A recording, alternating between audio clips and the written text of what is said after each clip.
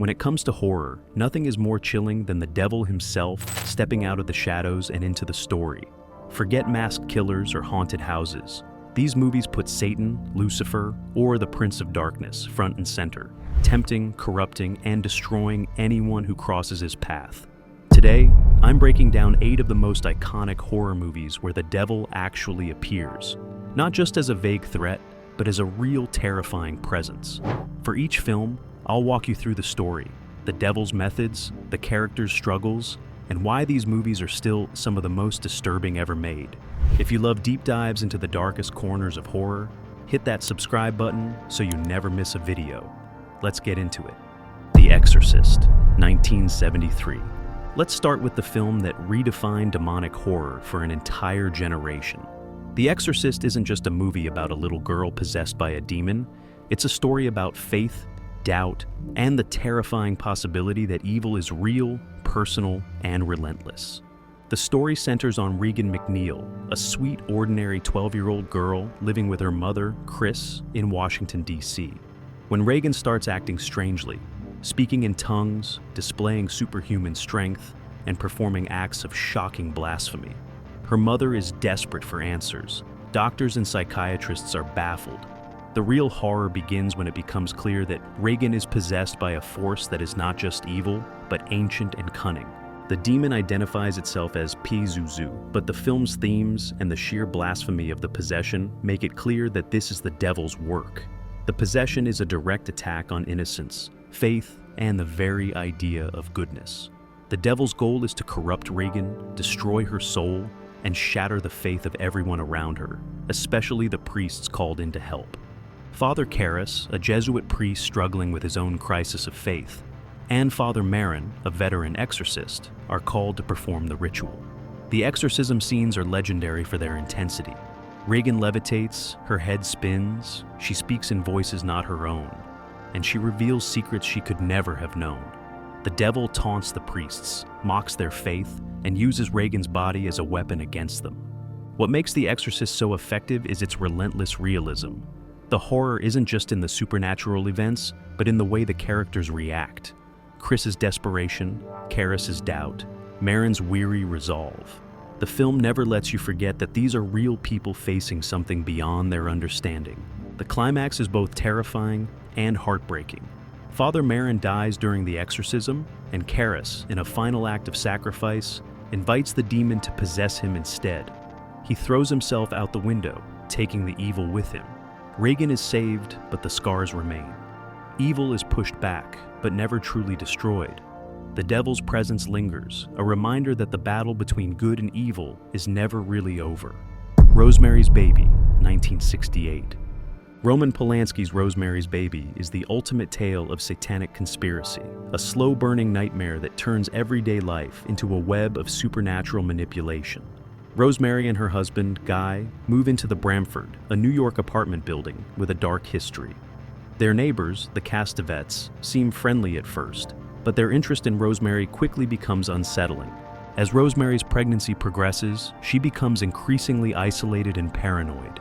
She experiences strange dreams, painful symptoms, and a growing sense that something is terribly wrong. The horror here is psychological. Rosemary's fears are dismissed by everyone around her, including her own husband, who is secretly in league with the coven.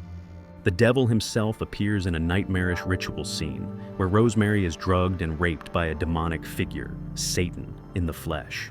The film never shows the devil's face clearly, but the imagery is unforgettable. Yellow eyes, clawed hands, and a sense of overwhelming evil. The coven's goal is to use Rosemary as an unwitting vessel to bring the Antichrist into the world. The film's climax is one of the most shocking in cinema. Rosemary discovers her baby's true parentage and is confronted by the coven, who celebrate the birth of Satan's child. The final scene, with Rosemary rocking her demon baby as the cult chants, is pure nightmare fuel. The devil's victory is absolute, and the world is left at the mercy of his offspring. What makes Rosemary's Baby so effective is its slow, suffocating build-up. The horror isn't just in the supernatural events, but in the way Rosemary is gaslit and manipulated by everyone around her. The film taps into real fears about pregnancy, trust, and the loss of control, making the devil's triumph feel both inevitable and deeply personal. The Devil's Advocate, 1997. Al Pacino delivers one of his most iconic performances as John Milton, a charismatic New York lawyer who is eventually revealed to be the devil himself. The Devil's Advocate is a modern Faustian tale, with Keanu Reeves playing Kevin Lomax, a hotshot attorney lured into Milton's web of temptation and corruption. The devil here is seductive, witty, and terrifyingly persuasive. Milton offers Kevin power, success, and pleasure, but at the cost of his soul. The supernatural elements are subtle at first, strange visions, impossible coincidences. But as the story unfolds, Milton's true nature is revealed in a series of increasingly disturbing scenes. Milton's goal is to create the perfect heir, someone who will carry on his legacy of corruption and manipulation. He tempts Kevin with everything he's ever wanted, but the price is the destruction of his marriage, his morals, and ultimately, his soul. The film's climax, where Milton reveals his true identity and tempts Kevin with ultimate power, is a masterclass in psychological horror.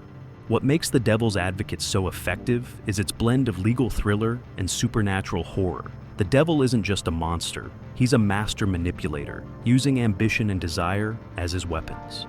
The movie's final twist, where temptation resets the cycle, is a reminder that the devil's greatest weapon is our own ambition. Angel Heart, 1987. Angel Heart is a slow-burning descent into hell, blending noir mystery with supernatural horror.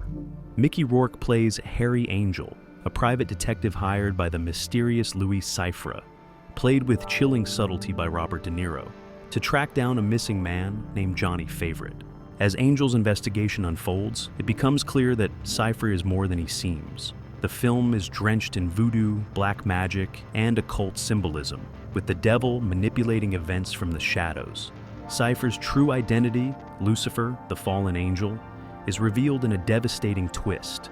The devil's goal is to collect a soul that was promised to him, and he orchestrates a series of murders and betrayals to ensure he gets what he wants. The film's atmosphere is thick with dread, from the steamy streets of New Orleans to the shadowy interiors where secrets are kept. The supernatural threat is both physical and psychological. Visions, plagued by nightmares, haunt Angel, and he slowly realizes that he is the very man he's been searching for. The devil's manipulation is so complete that Angel's fate is sealed long before he understands what's happening. The final reveal, where Cypher claims Angel's soul, is a gut punch that lingers long after the credits roll. Angel Heart is a reminder that the devil continuously collects, and that some bargains can never be undone. Legend, 1985. Tim Curry's performance as the Lord of Darkness in Legend is one of the most visually iconic depictions of the devil ever put on screen. With massive horns, red skin, and a voice that oozes evil, this devil is both seductive and terrifying. The film is a dark fairy tale, with the Lord of Darkness seeking to plunge the world into eternal night by destroying the last unicorns.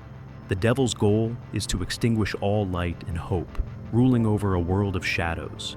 He tempts the heroine, Lily, with power and pleasure, but is ultimately undone by her innocence and the heroism of Jack.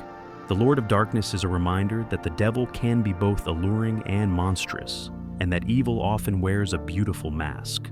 What makes Legend so effective is its dreamlike atmosphere and epic scope.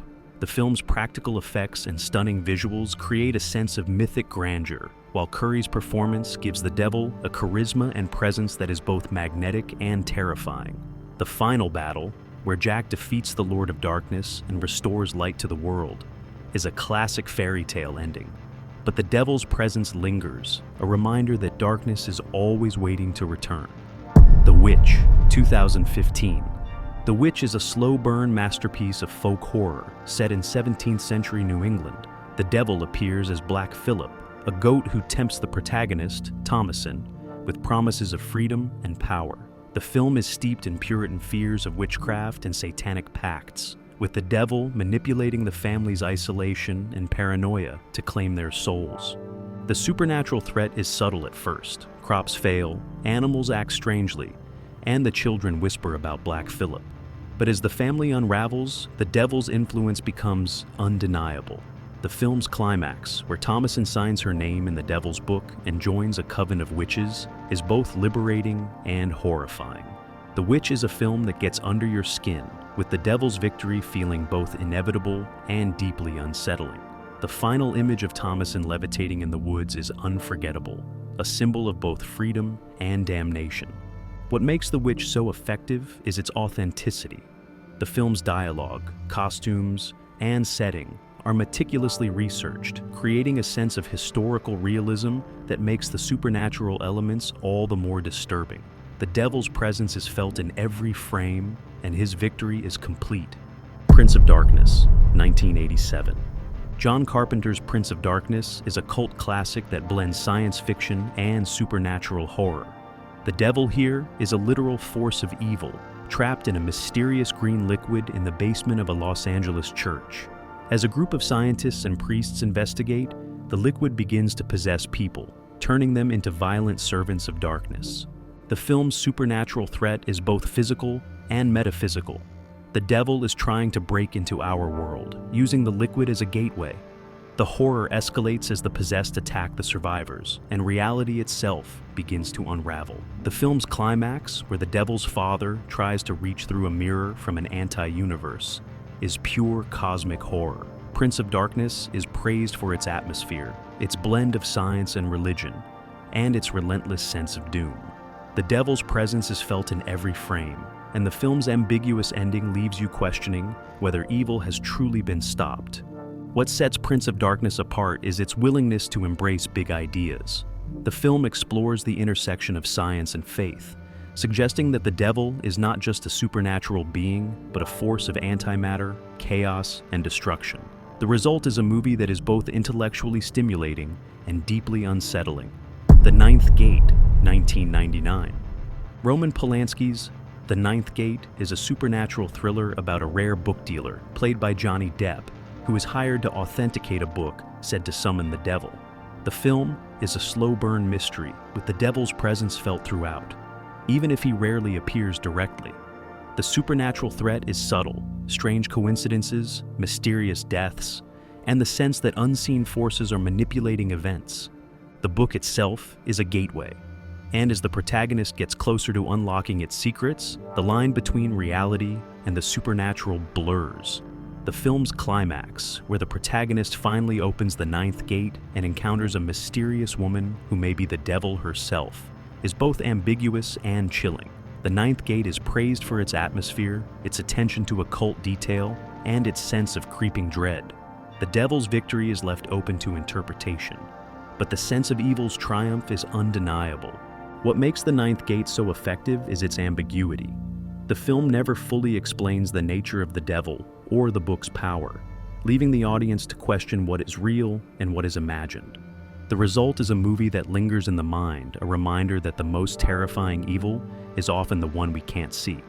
So, there you have it, 8 horror movies where the devil himself steps out of the shadows and into the story.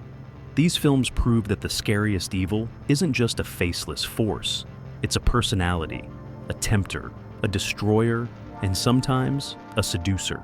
Whether he's corrupting innocence, tempting with power, or simply waiting for the right moment to strike, the devil's presence in these movies is unforgettable.